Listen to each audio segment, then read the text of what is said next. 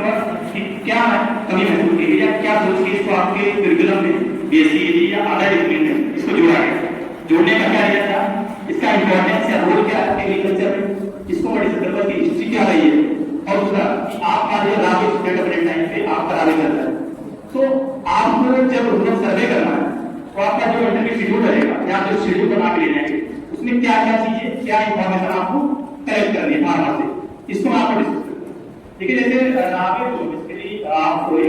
Rural agriculture work experience के नाम से जानते हैं, ग्रामीण कृषि कार्य अनुभव के नाम से। तो जब हमारी 90 की दशक की उस समय कंट्री थी तो एग्रीकल्चर उतना विमत नहीं था, 2015 के बाद इसको बहुत ज्यादा जो पॉपुलैरिटी मिली है, तो स्टूडेंट का उस समय इंटरेस्ट नहीं था। और हमारी कंट्री आपको अलग ही पता है ग्रीन रेगुलेशन 1966 से सेल्फ सफिशिएंसी पाई, मतलब अन्न उत्पादन में जो भी हमारे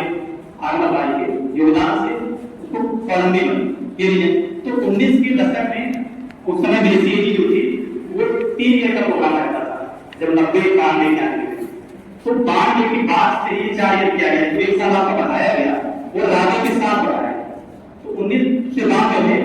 में हमारे साइंटिस्ट एग्रीकल्चर के थे, साउथ के थे, एमएस रंधावा थे, उनके कमेटी में गवर्नमेंट ऑफ इंडिया ने एक कमेटी या एग्जाम पूछा जाता है आपसे, कभी आप यूपी गठे देंगे या जैप एग्जाम देंगे, उसमें डायरेक्ट क्वेश्चन पूछता है कि रावे जो आपके एग्रीकल्चर विभाग किस कमेटी ने इसको रिकमेंड किया था, तो एमएस रंधावा कमेटी थी, उन्होंने इसको रिकमेंड किया था। और जो ईयर था 1992 था, 1992 में इसको इन्होंने रिकमेंड किया। जैसे आप हो गया कि मान लीजिए आप एग्जाम देने जाते हैं या आप बोलते हैं कि गैजेट भी दे या कहीं जल्दी भैया कभी पर्सनल आपको हमारी नौकरी के लिए लोग इंटरेस्ट करवा रहे हैं, और सबसे बड़ी अपॉर्चुनिटी आपके लिए ये हो गई है कि आप नॉन आईसीआर एफिलिएटेड स्टूडेंट हैं, बट आप आईसीआर में आपके लिए भी जेआरएफ का स्टार्ट का जमुना एग्जाम आपके लिए गूगल कर दिया, मतलब एक्रेडिटेशन का प्रॉब्लम नहीं, ICR student non ICR student are equivalent, मतलब उनके लिए बीसीएजी आपके लिए सीएजी दोनों इक्विवेलेंट हो गई। आप अपनी मास्टर आप डिफरेंट जो स्टेट है वहाँ की state university plus central agriculture university जो है, तो ये अपॉर्चुनिटी आपको मिल गई कि आप सेंट्रल लेवल का जेआरएफ एग्जाम भी आप दे सकते हैं। उसको मैं आगे डिस्कस करूंगा, उसका करिकुलम क्या है, क्या उसका प्रोसीजर है, अभी मैं राहुल डिस्कस करूंगा, इसलिए आप बता रहा हूं कि आप उसके लिए भी एलिजिबल होंगे। तो राहुल को जोड़ने का नवा कमेटी थी, उन्होंने जोड़ा, उसके साथ उस समय जब ये जोड़ा गया उस समय क्या उसके मोटो थे, और 2015 में उसको रिस्ट्रक्चर कर दिया गया, स्टूडेंट रेड्डी के नाम से किया गया। उसके क्या मोटो है, क्योंकि दोनों के मोटो डिफरेंट है टोटली, तो जब 90 के दशक में जुड़ा बाद में यहाँ पर आगे जुड़ा, उस समय जो उसका मेन मोटो था कि जो हमारे एग्रीकल्चर स्टूडेंट हैं वो जाके विलेज का या ग्रामीण का सर्वे करें। सर्वे करने का मेजर रीजन था क्योंकि उस समय स्टूडेंट फार्मर और रिसर्चर दोनों का रेशियो बहुत कम था, और रेशियो अभी भी बहुत कम है। तो उस कमी को फुलफिल करने के लिए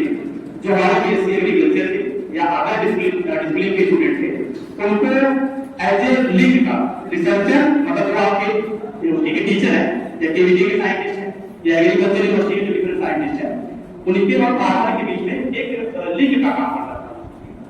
लिंक काम करने का मतलब ये है कि जो फार्मर के इश्यूज हैं या उनकी प्रॉब्लम है, चाहे वो इनपुट वैरायटी से लेके ट्रांसमिशन से लेके प्रोडक्शन से लेके मार्केटिंग से लेके, वो प्रॉब्लम जो आप स्टूडेंट था मतलब वो आपके साइंटिस्ट को बता सकता है, और साइंटिस्ट के जो भी रिकमेंडेशन चाहे वो इनपुट कल्टीवेशन प्रैक्टिसेस थे, आपके इंसेक्ट पेस्ट कंट्रोल के थे या मार्केटिंग प्रैक्टिस हो गई या जो न्यू पॉलिसी आ रही गवर्नमेंट की, उसको जाके स्टूडेंट आगत बता। पहला तो ये था कि जो स्टूडेंट है वो किसी का स्टूडेंट है और ग्रामीण के प्रदेश के बारे में, कल्चर के बारे में, रहन सहन के बारे में, उनके खान पान के बारे में अच्छे से जानते हैं। ये मेरा लीडर पहला था क्या था उनको ये जोड़ने का मतलब ये था पहला इंपॉर्टेंट। दूसरा इंपॉर्टेंट क्या था कि जो भी स्टूडेंट है आप एज ए प्लांट के स्टूडेंट, आप कुछ पहले 2016 में ये भी हुआ था कि जो भी एग्रीकल्चर का स्टूडेंट रहेगा आफ्टर बीएससी के बाद डॉक्टर अपना आगे लगा, बट फिर आईसीआर ने उसको कैंसिल कर दिया, बट इस बार उठा था। तो इसका रीजन ये है कि जो भी प्लांट है आप उसकी पूरी कैनोपी, मतलब प्लांट की हाइट से लेके प्लांट का पूरा स्ट्रक्चर आता है, और इसके साथ जाने किसान के साथ आइडेंटिफाई करें। ये भी था कि जैसे आप 3 ईयर में अपनी डिग्री कंप्लीट कर लेते हैं, उसमें डिफरेंट सब्जेक्ट पढ़ते हैं, चाहे इकोनॉमिक्स, एग्रीकल्चर, एक्सटेंशन इकोनॉमिक्स जितने भी हैं, ये आईसीआर ने मान लिया है, कमिटी ने ये मान लिया कि आपको जो थ्योरेटिकल नॉलेज है वो आपको पूर्ण हो गई। अब आप जाके किसानों के साथ प्रैक्टिकली सीख, प्रैक्टिकली सीखें और आपने जो पढ़ा है उनको बताएं और उनसे आप सीखें, मतलब लर्निंग बाय डूइंग, ये प्रिंसिपल है। तब करके सीख ये चीजें। मेरा दूसरा ये हो गया। फिर तीसरा क्या है कि आप देखोगे इसमें बहुत ज्यादा चल रहा है सॉइल रिकॉर्ड चल रहा होगा, मतलब मृदा का संरक्षण करने का, कि जो स्टूडेंट है वो जाए फार्मर से मिले, उनकी जो सॉइल सैंपल है उसको ले और उसको जाके लैब में जो भी जिस भी इंस्टीट्यूट से है वहाँ पे लैब फैसिलिटी अवेलेबल है, वहाँ पे नहीं लैब फैसिलिटी अवेलेबल है तो हर ब्लॉक लेवल पे एक राजकीय कृषि भंडार होता है या राजकीय 5% इकाई होती है, कृषि रक्षा इकाई, वहाँ पे सॉइल टेस्टिंग की जो फैसिलिटी है वो अवेलेबल होती है। तो आप ये रिस्पॉन्सिबिलिटी रहती थी कि फार्मर की सॉइल का सैंपल लेके जाए और खुद से जांच कराएं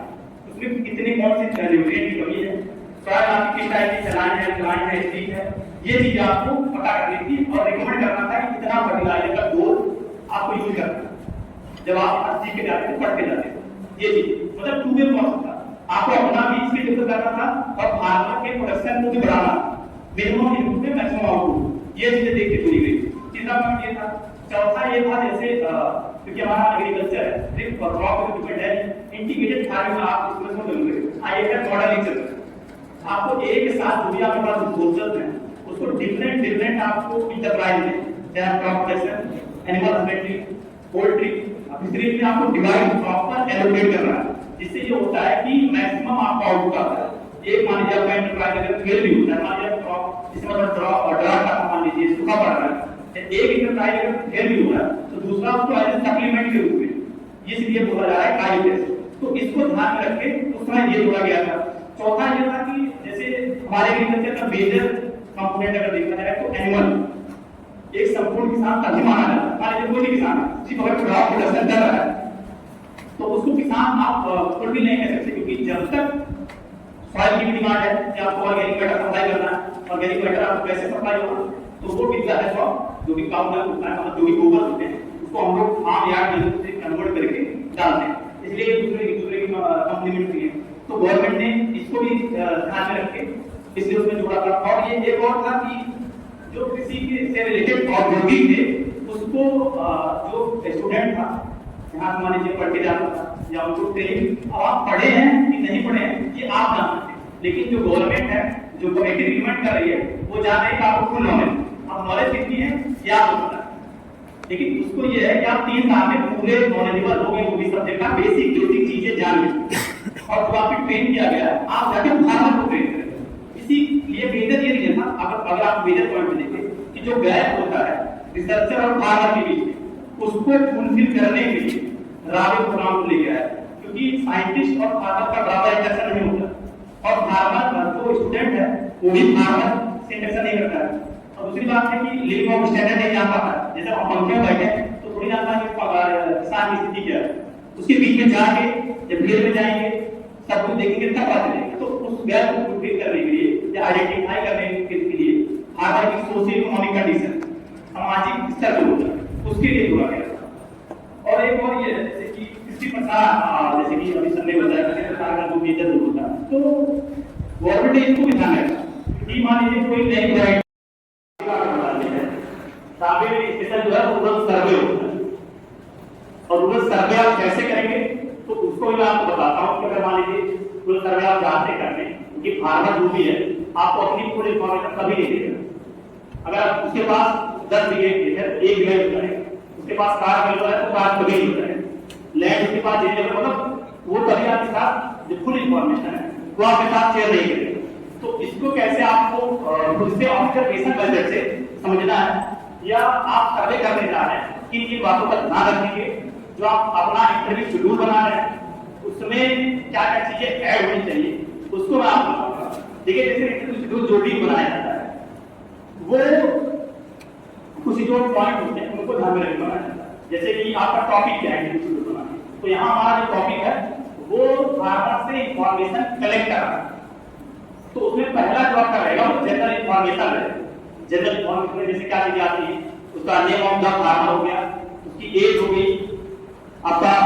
विलेज उसका हो गया, ब्लॉक हो गया, और विलेज और ब्लॉक होते हैं वो ऑलरेडी आपको कॉलेज से ही अलॉट होते हैं कि आप किस एरिया में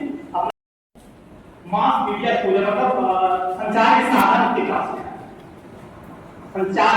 उसमें क्या रिचार्ज कार्ड में आप मोबाइल फोन हो गया, उसमें दो कीपैड हो गया, मल्टीमीडिया यूज करना है, और उसके बाद वो इंटरनेट यूज कर रहा है नहीं यूज कर रहा है, ये चीजें आपकी मास मीडिया एक्सपोजर में है।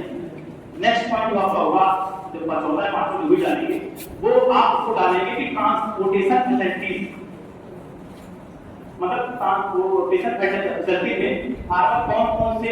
रिसोर्सेज का यूज कर रहा है अपने ग्रेड पे, मतलब जो भी प्रोडक्ट हो रहे हैं उसको एक स्थान दूसरे स्थान पहुंचाने के लिए किन किन चीजों का यूज कर रहा है। अब उसमें ट्रांसपोर्टेशन फैसिलिटी होती साइकिल से लेके उसका ठेला से लेके 2-3 पहिया वाला होता है, प्लस ट्रैक्टर के जो ट्राली की होती है,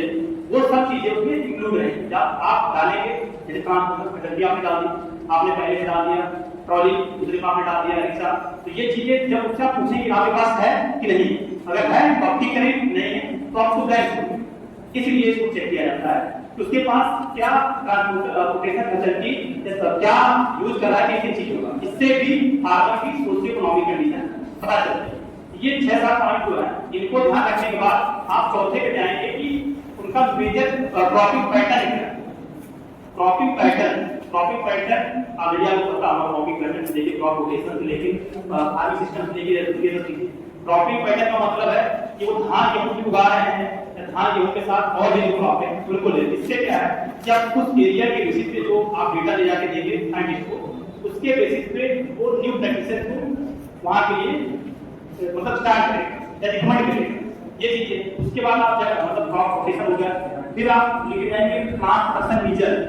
प्लांट प्रोडक्शन मेजर में क्या आएगा कि किस एरिया में मेजर इंसेक्ट पेस्ट कौन सा इंसिडेंस कर रहा है, सबसे पहले ये रहेगा। दूसरा क्या है कि सबसे ज्यादा आपके जैसे हाउसिंग पैटर्न में रहेगा, आप इसे बोलते हैं जनरल इन्फॉर्मेशन, उसमें कच्चा पक्का मोस्टली 2 ही रहता है। अगर फार्मर मोस्टली अब तो चाहे 2 ही मोस्टली 90% हुआ पक्का ही, और आपको भी फार्मर का ड्रेसिंग पैटर्न से, उसके बात करने के तरीके से,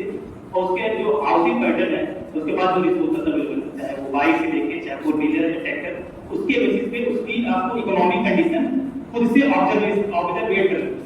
अगर मान लीजिए वो 2 लाख बता रहा है तो आपको ऐसा नहीं कि आपको 2 लाख भी लिखना है, आप उससे भी ऑब्जर्व करके 2.5 लाख 3 लाख 4 लाख 5 लाख आप मेजर कर सकते हैं। उससे क्या है कि जो एक्यूरेट डेटा निकल जाएगा वो निकल जाएगा, वो क्या एनालिसिस करने की चीजें ये चीजें होती है कि इसलिए आपको ऑब्जर्वेशन मेथड बनाना है। अब सर्वे ने ये चीजें आपको ध्यान रखनी जो मैंने आपको बताया, और लास्ट में आप ये कहेंगे कि फार्मर का जैसे हार्वेस्टिंग वाला होता है, हार्वेस्टिंग में 2 टाइप की होती है, एक मैनुअल होती है, दूसरी एक टेक्नोलॉजी में चाहे कंबाइन से होती है। तो डेटा में आपको ये भी रहेगा कि हार्वेस्टिंग में क्या क्या फार्मर यूज कर रहा है, मोस्टली मैनुअली यूज कर रहा है या कंबाइन का यूज कर रहा है। लास्ट में आप ये लेके आते हैं कि जो स्टोरेज फैसिलिटीज है, फार्मर स्टोरेज फैसिलिटीज में क्या क्या यूज कर रहा है, क्योंकि सबसे ज्यादा जो मेजर रोल होता है वो स्टोरेज का होगा। आप प्रोडक्शन कितना भी कर लो, अगर प्रॉपर आप स्टोरेज नहीं कर पा रहे हो तो जो आपका ग्रेन है या जो भी आपका किसी भी चीज का प्रोडक्ट, हमारे इंडिया में जो है 35% वाले टाइम पे जो लैक ऑफ स्टोरेज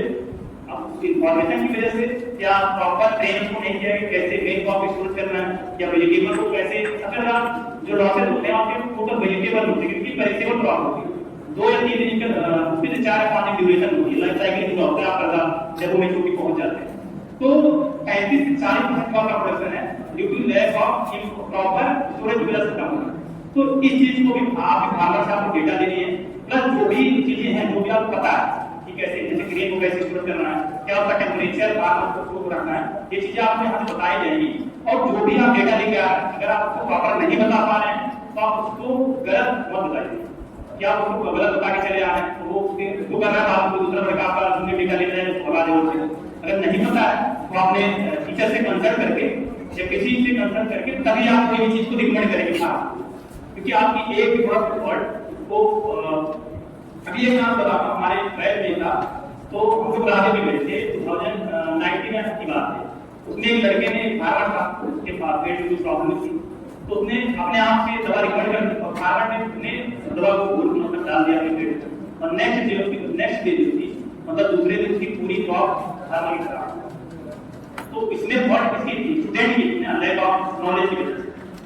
अब उसमें इंसेक्ट का इंसिडेंट है या पेस्ट का या डिजीज का या फंगल डिजीज है, बैक्टीरियल डिजीज है या निमोनिया है, तो तो पहले उसको आइडेंटिफाई करके देन आप रिकमेंडेशन करो। उसके लिए आपके different agri agri business sector भी चलते हैं और आने वाला जो समय है उसमें आप खुद का भी agree clinic and agri business start कर सकते हैं एज ए एंटरप्रेन्योर के रूप में। तो सबसे ज्यादा उसको अभी बताऊंगा आपको आगे चल के। तो ये आपका जो पहला स्टेप है वो रोड सर्वे। नेक्स्ट आप आएंगे तो आपका क्या आएगा, एग्रो इंडस्ट्रियल अटैचमेंट आएगा। एग्रो इंडस्ट्रियल अटैचमेंट करने का जो मेजर गवर्नमेंट का इनिशिएटिव था उसमें ये है कि जो स्टूडेंट है मान लीजिए उसको नॉलेज हो गई कंसेप्चुअल फार्मर के साथ आप सीखे या नहीं सीखे, बट करिकुलम ये बता रहा है कि आप सीख चुके। उसके बाद आपको जो कृषि से रिलेटेड इंटरप्राइज या कंपनियां चाहे जैसे आप सबसे जो इजी आप जा सकते हैं विजिट कर सकते हैं किसी का, वो शुगर इंडस्ट्री, शुगर मिल का, उसमें शुगर का कैसे प्रोडक्शन होता है। जैसे आप हैदराबाद में जाएंगे तो खुदा चीनी मिल है, वहां भी विजिट कर सकते हैं आप, आपके टीचर के लिए जा सकते हैं या कहीं आपका बहुत कोई चाहे इंसेक्टिसाइड की या पेस्टिसाइड की या एग्रीकल्चर की कोई भी इंटरप्राइज होगी, उसका कैसे प्रोडक्शन होगा, रॉ मटेरियल कैसे लेके आ रहा है, रॉ मटेरियल कैसे परचेज कर रहा है, उसका प्रोसेसिंग यूनिट कितना है, ये चीजें मतलब मैन्युफैक्चर सीखते हैं वहां पे जाके। चाहे वो फर्टिलाइजर का प्रोसेस, अब ये डिपेंड करता है कि आपका कॉलेज या यूनिवर्सिटी किस एरिया पे स्टेब्लिश और वहां का जो लोकल अवेलेबल कौन सा एंटरप्राइज। जैसे हमारे यहाँ जो टोटली होता है स्टेट टू लोटेज रहता है और वो शुगर केन इंडस्ट्री है, तो वहां पे 15 से 20 दिन का अटैचमेंट होता है। वहां स्टूडेंट जाता है, प्रॉपर उसका कार्ड होता है और वो मैन्युफैक्चर मतलब जहां आपकी गन्ना